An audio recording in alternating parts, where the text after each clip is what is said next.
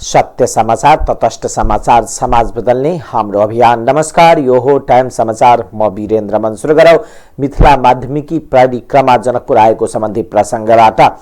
मिथिलाको महाकुम्भ मानिएको मिथिला माध्यमिकी परिक्रमा जनकपुर आइपुगेको छ। 15 दिन पूर्व धनुषाको मिथिला बिहारी नगरपालिकामा रहेको कचुरी मठबाट मिथिला बिहारी र जनकपुर धामको अग्निकुण्डमा रहेको किशोरीजीको डोलाले सम्पूर्ण परिक्रमाभरि नेतृत्व गरेका थिए। दुई डोलाको पछाडि हजारौंको संख्यामा साधु सन्तहरू परिक्रमा गरेका छन्। प्रत्येक वर्ष फागुन महिनामा जनकपुर क्षेत्रको धार्मिक स्थलको परिक्रमा गर्ने चलन रहेको छ। जनकपुरको चारैतिर घुम्ने यस परिक्रमामा सहभागी भएपछि 108 तीर्थस्थल बराबरको फल प्राप्त हुने जनविश्वास रहेको श्रद्धालुहरूले बताएका छन्। परिक्रमामा सहभागी भएकाहरू 15 दिनसम्म आफ्नो घर नफर्किने चलन रहेको छ। परिक्रमामा सहभागी यात्रुहरूले नेपालका 107 र भारतका 26 गरी कुल 133 किलोमिटर भूमिको यात्रा तय गर्ने गर्दछन्।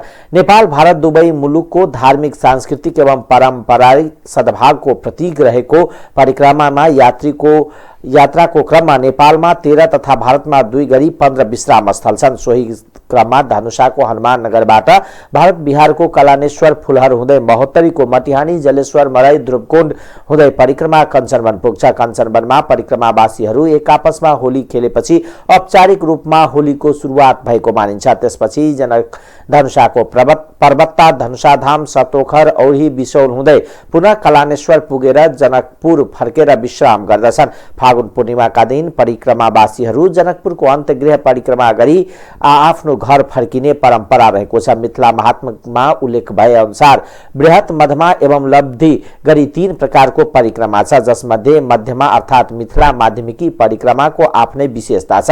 किशोरीजी डोलाका महन्त नवल किशोर शरणले परिक्रमा पारिवारिक कल्याणका लागि गरिने बताउनुभयो।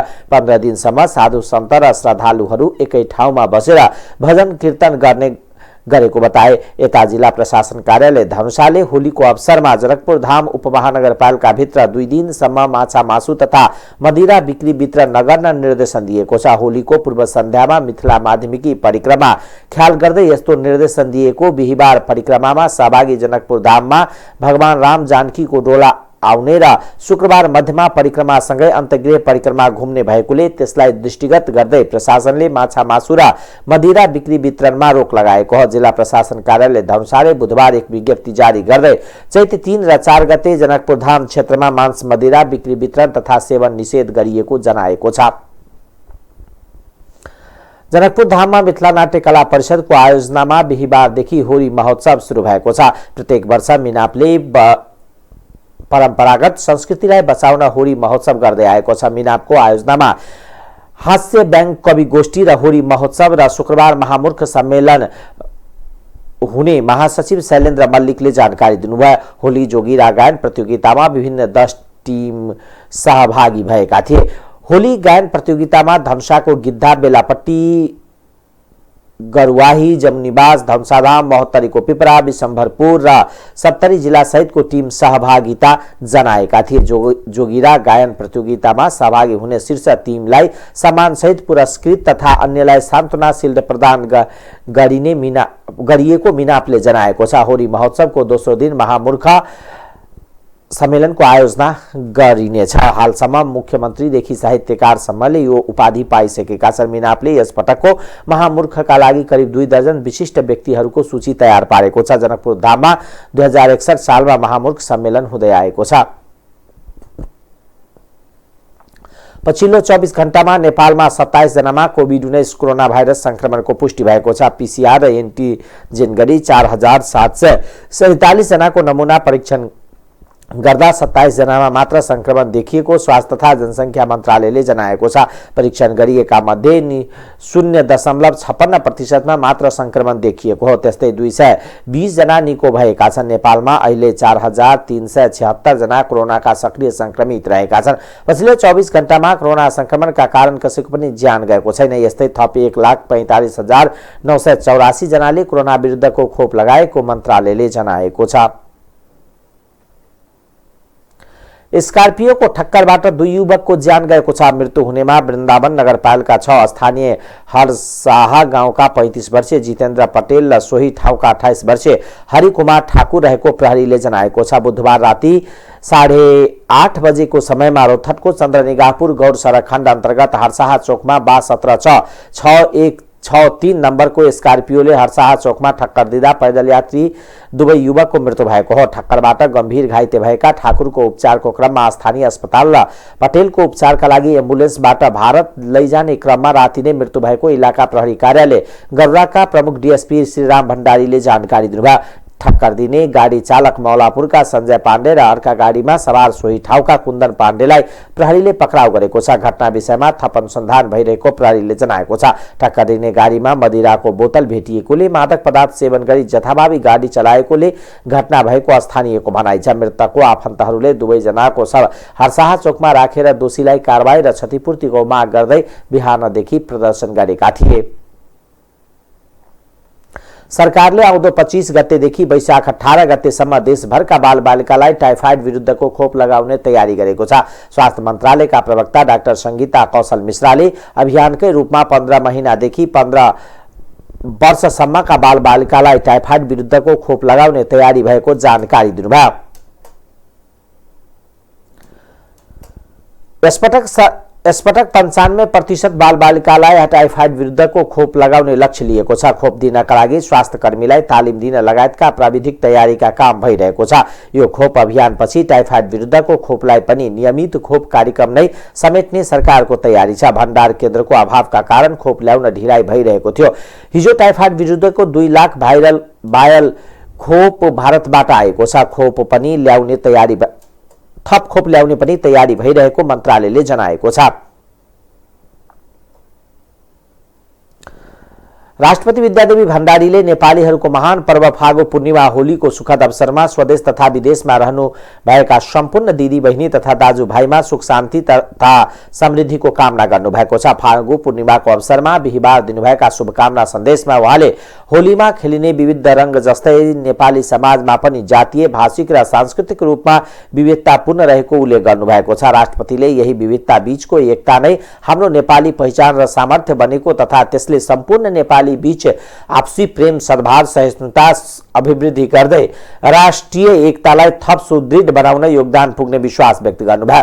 वैदिक परम्परादेखि नै समाजमा असल खराब बीच द्वन्द्व चल्दै आए पनि तापनि सत्यको विजय नै अवश्य सम्भावी हुने सार्वभौम सिद्धान्तलाई यस पर्वले प्रखर रूपमा अभिव्यक्त गर्दछ।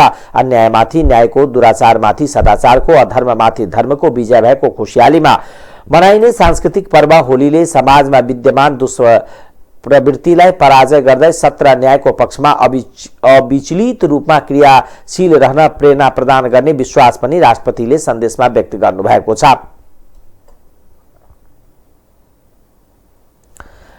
कोरोना महामारीका कारण विगत 2 वर्षसम्म होली पर्व मनाउन नपाएका आम नागरिकले यस वर्ष पनि उत्साहपूर्वक चाड पर्व मनाएका छन्। विश्व सम्पदा सूचीमा सूचीकृत ऐतिहासिक हनुमान ढोका क्षेत्रमा अवस्थित बसन्तपुर यस वर्ष होलीमा भने खचाखच भरिएको छ।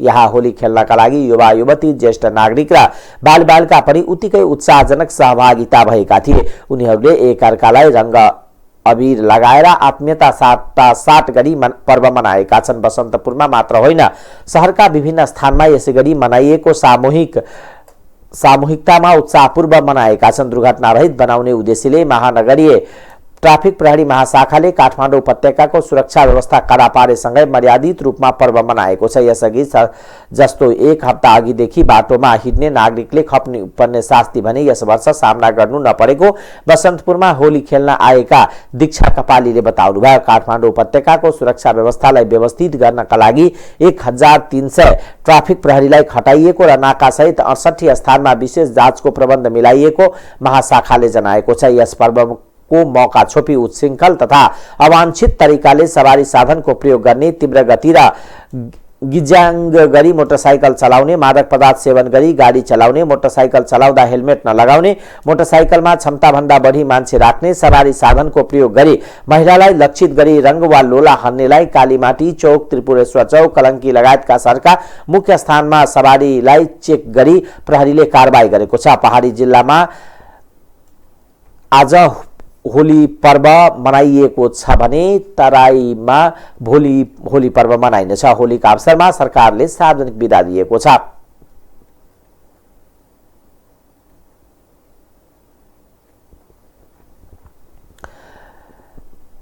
नेकपा माओवादी केन्द्रका अध्यक्ष एवं पूर्व प्रधानमन्त्री पुष्पकमल दाहाल प्रचण्डले आगामी चुनावमा गठबन्धन होला र जितौँला भन्ने मनस्थितिमा नबस्न कार्यकर्तालाई आग्रह गर्नुभएको छ। उहाँले चुनावमा आफ्नै संगठनलाई बलियो बनाएर लैजानुपर्ने र आफ्नै तागतमा जनताको मन जित्ने कुरालाई पहिलो प्राथमिकतामा राख्न समेत कार्यकर्तालाई आग्रह गर्नुभएको छ। प्रेस संगठन लुम्बनीद्वारा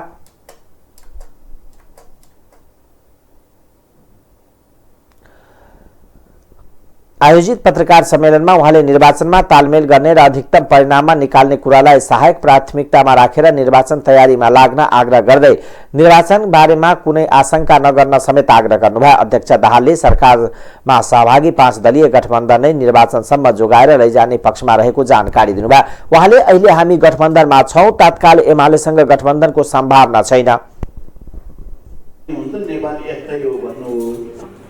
त्यसकारण म एउटा कुरा के प्रश्न गर्न चाहन्छु भने चुनाव नहुने भन्ने कुरा चाहिँ कहीँ कतैबाट देखिएको छैन। तोकिएकै मितिमा निर्वाचन हुन्छ। त्यसकारण त्यसमा कुनै कन्फ्युजनमा नरहन म सबैलाई तपाईँ पत्रकार साथीहरू मार्फत विशेष रूपले आग्रह गर्न चाहन्छु। आफ्नै तागतमा आफ्नै एजेन्डाको बलमा जनताको मन जितेर चुनाव जित्ने कुरालाई पहिलो प्राथमिकता दिने साथसाथै फेरि निर्वाचनमा चाहिँ तालमेल गर्ने र अधिकतम त्यसबाट सकारात्मक परिणाम निकाल्ने कुरालाई पनि सहायक रूपमा ध्यान चाहिँ दिनै पर्छ। यद्यपि विभिन्न पार्टीहरूमा विभिन्न खालका प्रवृत्ति धार र अभिव्यक्तिहरू सार्वजनिक पनि भइरहेका छन्, तर अहिले गठबन्धनमा भएका पार्टीहरू निर्वाचनमा तालमेल गर्ने मामिलामा चाहिँ मुख्य नेतृत्वहरूको बिचमा कहीँ कतै विमति देखिएको छैन। कतिपय मिडियामा कतिपय मानिसहरूले विभिन्न खालका अभिव्यक्ति दिए पनि प्रमुख नेतृत्वको पङ्क्ति चाहिँ यो गठबन्धनलाई निर्वाचनसम्म र निर्वाचन पछिसम्म पनि, किनकि गठबन्धन बनाउँदा संविधानको रक्षा, लोकतान्त्रिक गणतन्त्र संहिताको रक्षा र राष्ट्रियताको रक्षा भन्ने उद्देश्यका साथ गठबन्धन बनाइएको हो। प्रतिगमनका विरुद्ध, असंवैधानिक र अलोकतान्त्रिक क्रियाकलापका विरुद्ध सङ्घर्ष गर्नको लागि भनेर बनाइएको गठबन्धन हो र त्यो उद्देश्य अहिले पनि चाहिँ हाम्रो पुरा गर्ने आवश्यकता कायमै छ। र फेरि पनि प्रतिगमनतिर या प्रतिक्रान्तितिर यो देशलाई एउटा ठुलो अराजकतातिर लाने कसरत रोकिएको छैन। हामीले प्रतिगमन विरोधी आन्दोलन गर्यौं, गठबन्धन बनायौं, सरकार बनायौं, हामी अगाडि बढी त राखेका छौं। तर हिजो एउटा सेटिङ भन्ने शब्द थियो नि, सेटिङमा चल्ने भन्ने या असंवैधानिक र अलोकतान्त्रिक प्रवृत्ति भनेर जसका विरुद्ध सङ्घर्ष गर्यो, त्यो प्रवृत्ति अहिले पनि अझै पनि जमर्को गर्दैछ। फेरि पनि प्रतिगमनतिरै देशलाई लैजाने, संविधान माथि घात गर्ने कोसिस भइ नै रहेको छ।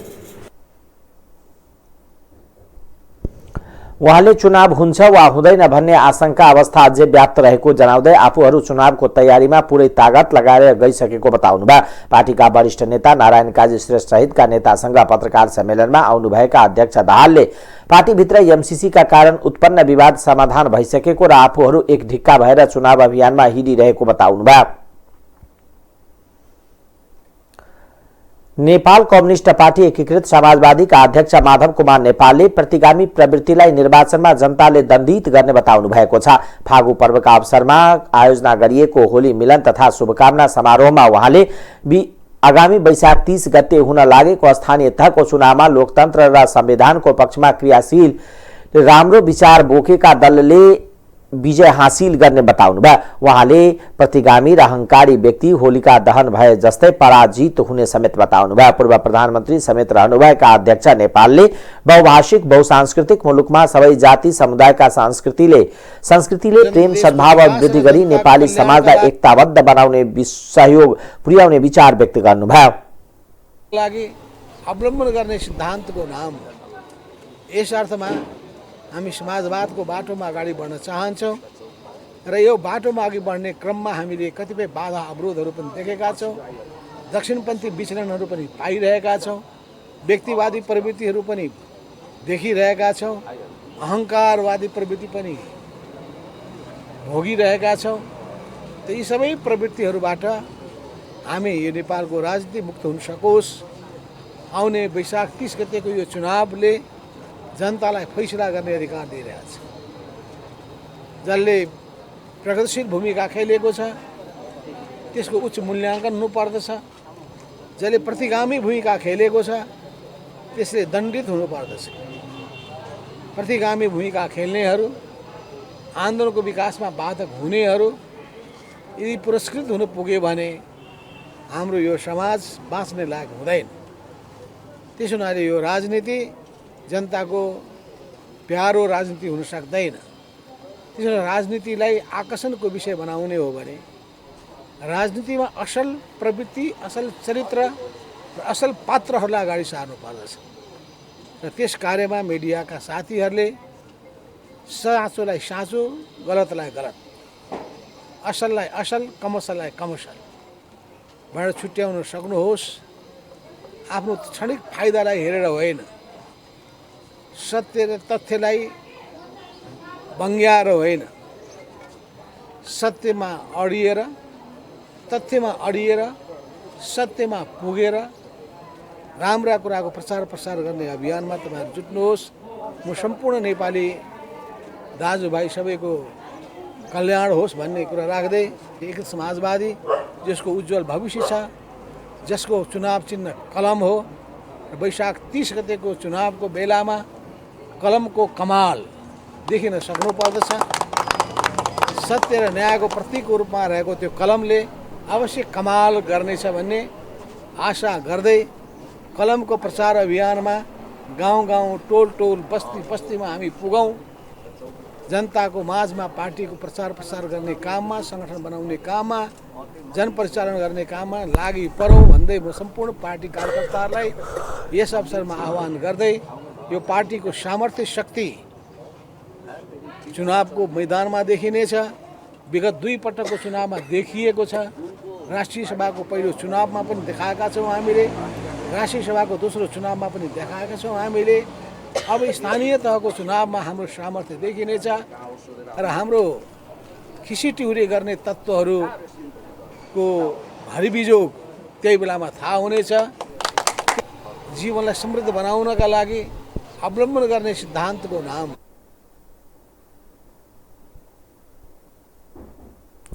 विविधताले सजिएको हाम्रो समाजमा एक अर्कासँग संस्कृतिलाई सबैले सम्मान गर्नुपर्नेमा जोड दिँदै उहाँले नेपाली भएकोमा हामी सबैले गौरव गर्नुपर्ने र देशप्रति समर्पित हुनुपर्ने बताउनुभयो। उहाँले अनेकता र एकतामा कायम गर्दछ। पार्टीका उपमहासचिव एवं प्रचार विभाग प्रमुख जगन्नाथ खतिवड़ाले फागु पर्वका अवसरमा सम्पूर्ण नेपालीको सुख शान्ति र समृद्धिको शुभकामना व्यक्त गर्दै पार्टीले चुनाव केन्द्रित भएर देशभर सांगठनिक गतिविधिलाई बलियो बनाएको बताउनुभयो।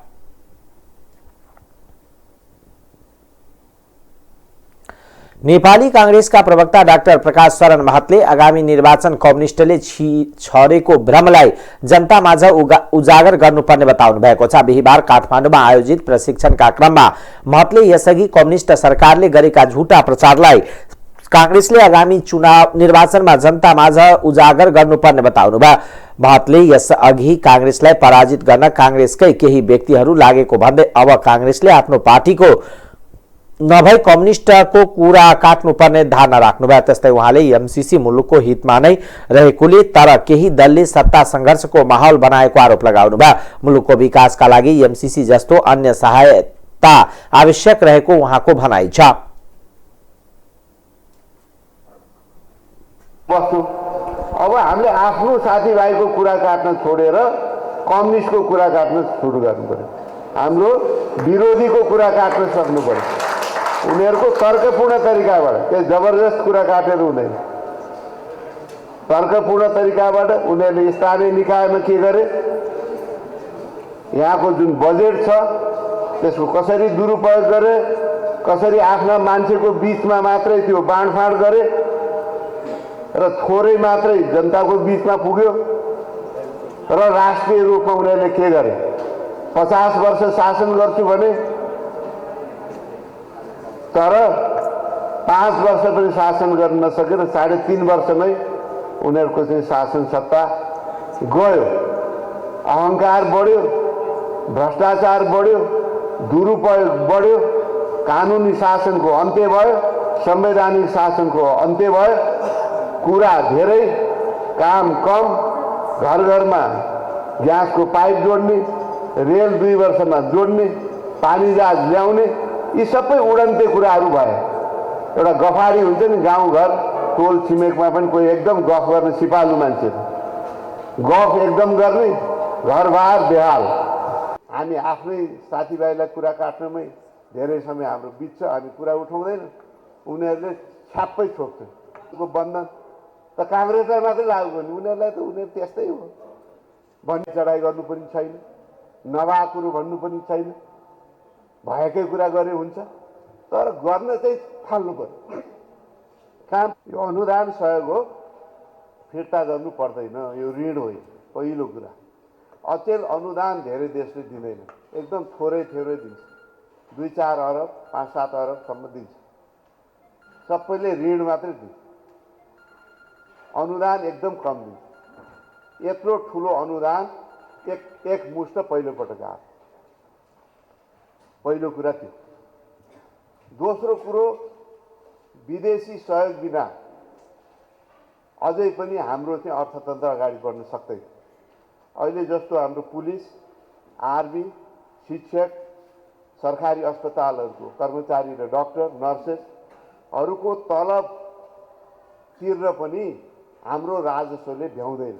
यही सालमा 78-79 मा 40 अरब अपुग, साधारण खर्च धान्न नै 40 अरब अपुग। त्यो अपुग कहाँबाट हामी धान्छौँ भने आन्तरिक ऋण लिएर, देशभित्रै ऋणबाट ऋण लिएर। विदेशले त तलब खुवाउन ऋण दिँदैन, के अरे अनुदान दिँदैन। त्यसकारण हामीले देशभित्रैबाट ऋण लिएर यो तलब भत्ताको व्यवस्था गर्छौँ भनेपछि हाम्रो स्थिति के छ? त्यस्तो स्थिति हो भने देशमा बिजुली, बाटो, खानेपानी, यो तमाम जुन आवश्यकता छ, सिँचाइदेखि यो विकास निर्माणको आवश्यकता छ, त्यसको लागि विदेशी सहयोग चाहिन्छ। उहाँले जनतामाझ सही सूचना र एजेन्डा स्थापित गर्न सके कांग्रेसको उत्कृष्ट जित निश्चित हुने उल्लेख गर्नुभयो।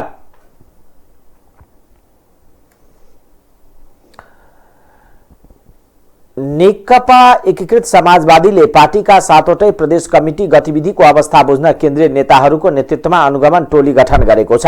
बिहिबार काठमाडौँमा बसेको समाजवादीको सचिवालय बैठकले पार्टीको गतिविधिलाई प्रभावकारी बनाउन 7वटै प्रदेश कमिटीको गतिविधिको अनुगमन गर्ने निर्णय गर्दै अनुगमनका लागि केन्द्रीय नेताहरूको नेतृत्वमा टोली गठन गरेको हो, जसअनुसार प्रदेश 1 का उपाध्यक्ष प्रमेश हमाल, मध्य प्रदेशमा उपमहासचिव जगन्नाथ खतिवडा, बागमती प्रदेशमा उपमहासचिव गंगालाल तुलाधर, गण्डकी प्रदेशमा उपाध्यक्ष जयन्ती राई, लुम्बिनी प्रदेशमा उपमहासचिव विजय पौडेल, कर्णाली प्रदेशमा महासचिव बेदुराम भूषाल र सुदूरपश्चिम प्रदेशमा सचिवालय सदस्य रामचन्द्र झाको नेतृत्वमा अनुगमन टोली बनाएको हो। बैठकले स्थानीय तह निर्वाचनको नारा जनतामाझ जाउँ एकीकृत समाजवादीलाई जिताऊ भन्ने तय गरिएको उपमहासचिव जगन्नाथ खतिवडाले जानकारी दिनुभयो।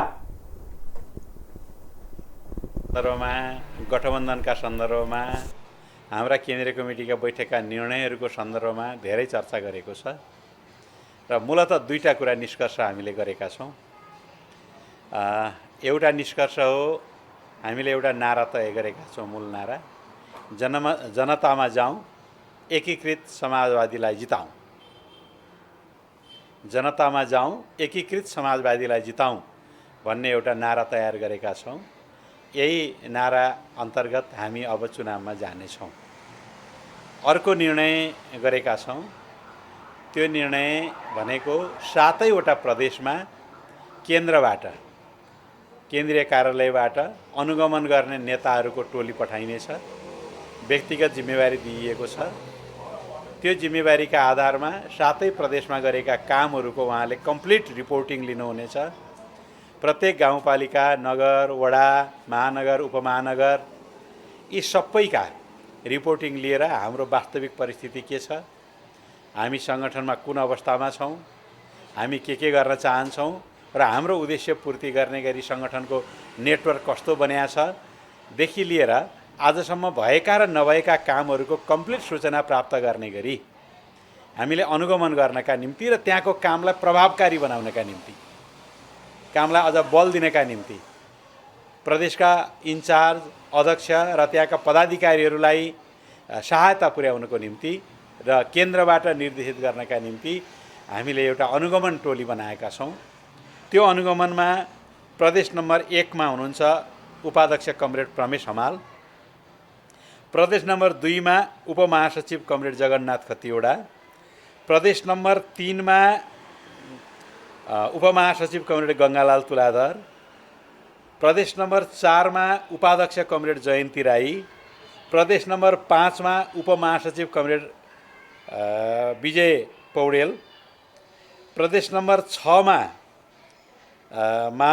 महासचिव कमरेड बेदुराम भुषाल, प्रदेश नम्बर 7 मा सचिवालय सदस्य कमरेड रामचन्द्र झा। यसो गरी हामीले 7वटा प्रदेशमा केन्द्रबाट केन्द्रीय अनुगमन गर्ने जिम्मेवारी प्रदान गरेका छौँ। आजका मुख्य निर्णयहरू यिनै दुईटा हो। हामीले हात खुल्ला गरेका छौँ सबैलाई, आउनुहोस् गठबन्धन गरेर अगाडि बढौँ, यो नेपालको अहिलेको आवश्यकता हो भनेका छौँ। अन्य राजनीतिक दलहरूले पनि आफ्नो केन्द्रीय कमिटीबाट निर्णय पनि गरिरहेका छन्। माओवादी केन्द्रले आफ्नो केन्द्रीय कमिटीले निर्णय गरेको छ, एक जनता समाजवादीले गरेको छ, नेपाली कङ्ग्रेसले आजसम्म निर्णय गरेको सुनिएको छैन। चाँडै केन्द्रीय कमिटीको बैठक बसेर उसले निर्णय गरे पश्चात अरू प्रक्रियाहरू अगाडि बढ्नेछन्। पहिलो कुरा त अहिले हामी त्यसको एउटा मापदण्ड बनाइरहेछौँ। मुख्य सामान्यतया विगतको प्रचलनलाई हामीले गरेको कुराहरूलाई हेर्ने हो भने महानगर उपमहानगरमा केन्द्रले सबभन्दा बढी ध्यान दिनेछ, अरू प्रदेश र जिल्लाहरूले बढी ध्यान दिनेछन्। यसकारण अब हरेकलाई आफ्नो ठाउँबाट कम्पिटेटिभ प्रतिस्पर्धा गर्न सक्ने उम्मेदवारहरूको नाम सूची बनाउने गृह कार्य पनि उहाँहरूले गरिरहनु भएको छ। यसलाई अन्तिम स्वरूप दिइसकिएको छैन।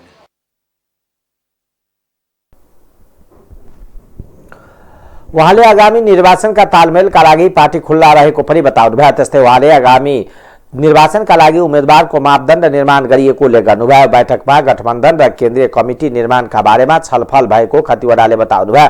त्यस्तै उहाँले संगठन निर्माणको अभियानलाई चुनाव प्रचारको अभियानसँग जोड्ने जानकारी दिनुभयो।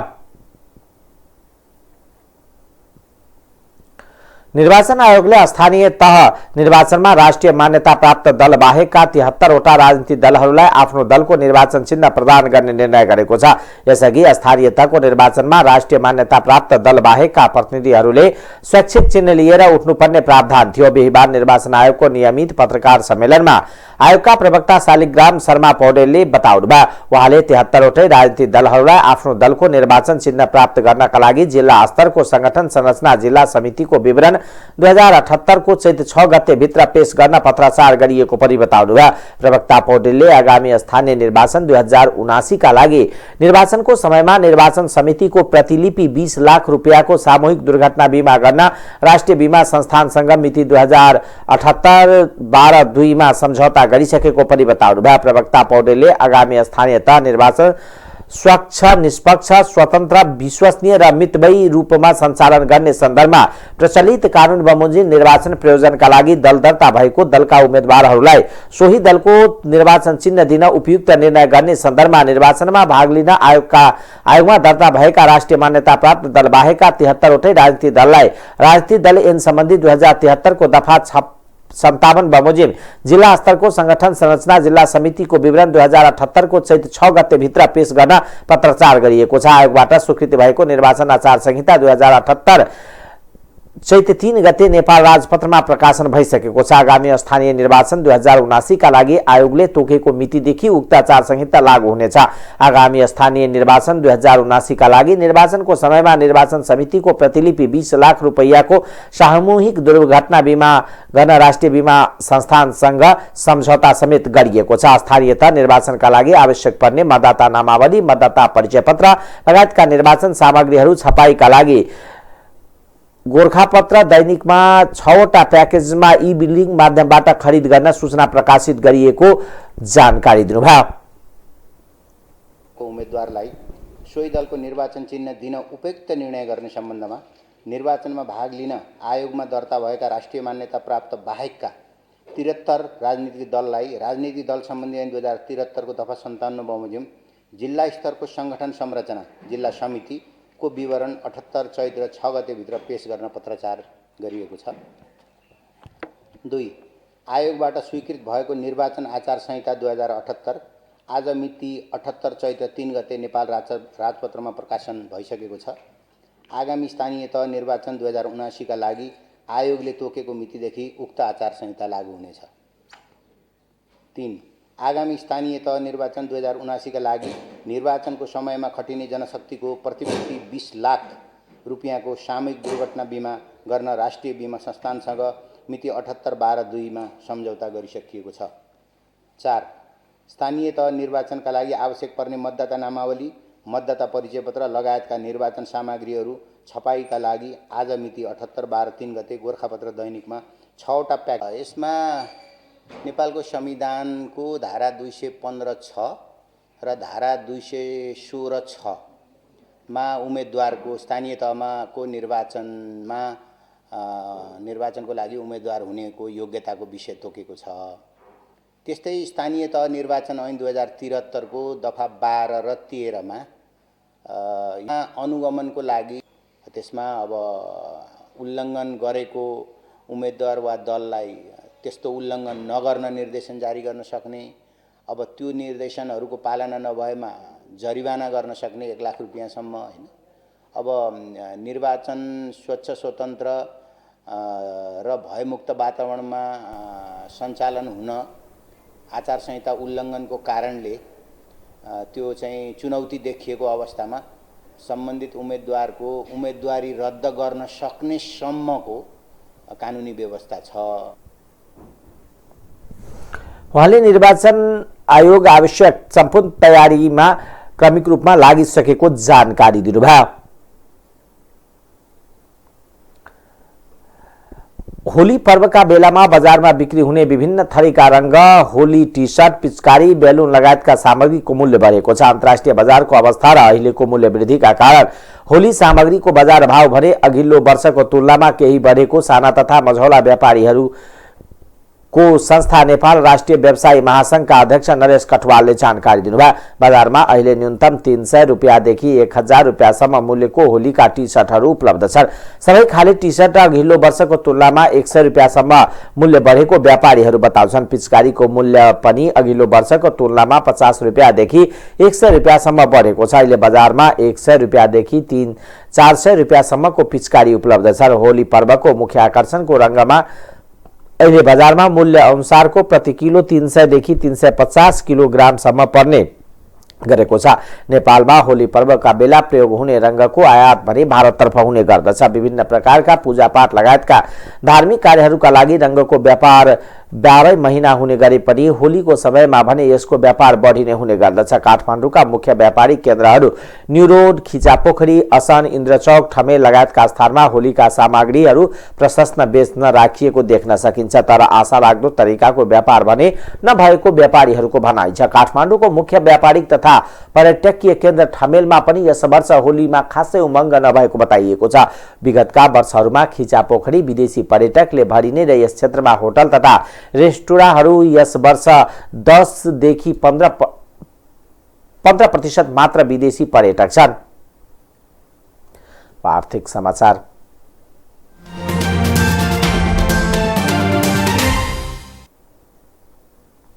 विदेशी बैंकहरूलाई नेपालमा शाखा खोल्न दिन नेपाल राष्ट्र बैंकले लचिलो बनेको छ। विदेशी बैंकले नेपालमा शाखा खोल्न व्यवस्थाबारे सन् 2010 मा जारी नीति परिवर्तन गर्दै विदेशी बैंकलाई नेपालमा शाखा खोल्नका लागि न्यूनतम पुँजी सम्बन्धी प्रावधानमा राष्ट्र बैंक लचिलो भएको छ। बुधबार निर्देशन जारी गर्दै राष्ट्र बैंकले विदेशी बैंकहरूको शाखा खोल्दा कम्तीमा 2 करोड अमेरिकी डलर चुक्ता पुँजी भए पुग्ने व्यवस्था गरेको छ। पहिला न्यूनतम चुक्ता पुँजी 2 करोड अमेरिकी डलर करिब 2.5 अर्ब तोकिए पनि सन् 2014 मा संशोधन गरी नेपाली बैंकहरूको विद्यमान पुँजी अनुसार नै काम गर्नुपर्ने व्यवस्था थप गरिएको थियो। हाल वाणिज्य बैंकहरूको न्यूनतम चुक्ता पुँजी 8 अर्ब रुपियाँ काम रहेकोले विदेशी बैंकले पनि शाखा खोल्दा उक्त रकम अनुसार नै पुँजी काम गर्नुपर्थ्यो।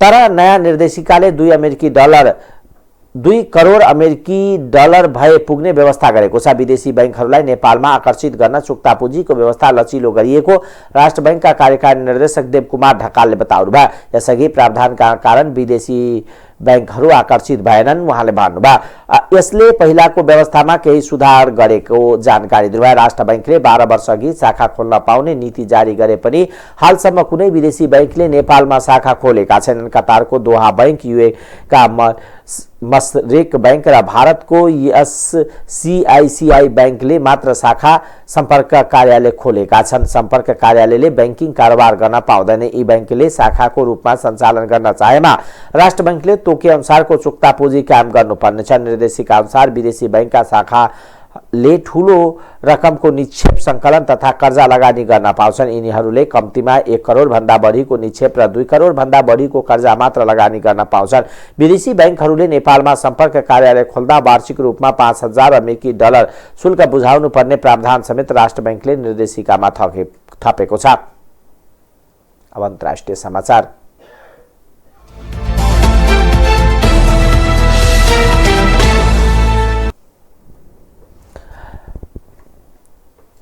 संयुक्त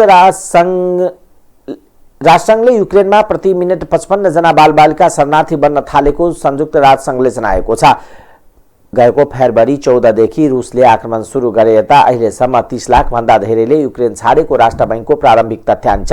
तीमध्ये राष्ट्रसङ्घको प्रारम्भिक तथ्याङ्क रहेको छ। यी मध्ये झन्डै 1,57,000 तेस्रो देशका नागरिक रहेको अन्तर्राष्ट्रिय प्रवासी संगठन IOM का प्रवक्ता पल डिलनले बताउनु भएको छ। 20 लाखको आधा संख्यामा झन्डै 15 लाख बालबालिका युक्रेनबाट बाहिरिएका छन्। युक्रेनमा हरेक दिन 70,000 भन्दा धेरै बालबालिका शरणार्थी भएका छन्। संयुक्त राष्ट्रसङ्घ बालकोषका प्रवक्ता जेम्स एल्डरले हरेक मिनेट 55 जना बालबालिका देश छाडेर विदेशिने गरेको उल्लेख गर्नुभएको बीबीसीले जनाएको छ। जापानमा 7.3 रिक्टर स्केलको भूकम्प गएको छ। भूकम्पका कारण 2 जनाको ज्यान गएको छ। कम्तीमा 90 जना घाइते भएका छन्। उत्तर पूर्वी जापानमा जो बेलुका 7.3 रिक्टर स्केलको भूकम्प गएको हो। भूकम्पपछि लगातार पराकम्प आइरहेका छन्।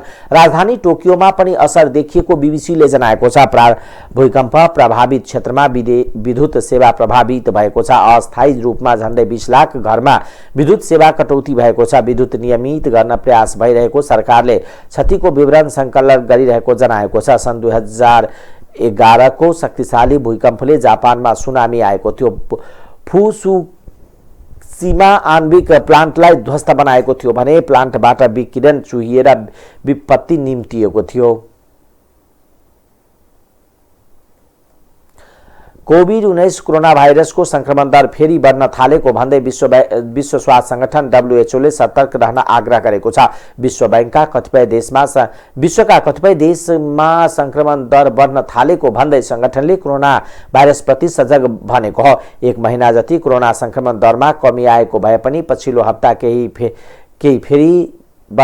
देशमा फेरि बढ्न थालेको छ। संगठनका प्रमुख डाक्टर टेड्रोस आदानम ग्रेवेससले कतिपय देशमा संक्रमण कम भएकोले कोरोना संक्रमितको संख्या पनि कम देखिएको हुन सक्ने भएकोले त्यो झन घातक हुन सक्ने बताउनु भयो। पछिल्लो हप्ताको तुलनामा विश्वमा कोरोनाको नयाँ संक्रमण दर 8% ले बढेको छ। गएको 7 देखि 14 मार्चको अवधिमा मात्र विश्वमा 43,000 जनाको कोरोनाका कारण ज्यान गइसकेको छ। 1 करोड 10 लाख नयाँ संक्रमित थपिएका छन्। पछिल्लो समय चीन र दक्षिण कोरियामा कोरोनाको संक्रमण धेरै देखिएको छ। यी देशमा 25 देखि 27% संक्रमित बढेका छन्। त्यस्तै अफ्रिकामा 12% ले नयाँ संक्रमित थपिएका गरेका छन्। त्यस्तै पछिल्लो समय अस्ट्रेलिया, जर्मनी, स्विजरल्यान्ड, नेदरल्यान्ड, बेलायत लगायतका देशमा पनि कोरोनाको संक्रमणको संख्या बढ्दै गएको छ। टाइम समाचार अहिलेको लागि यति नै। हेर्दै गर्नुहोला टाइम्स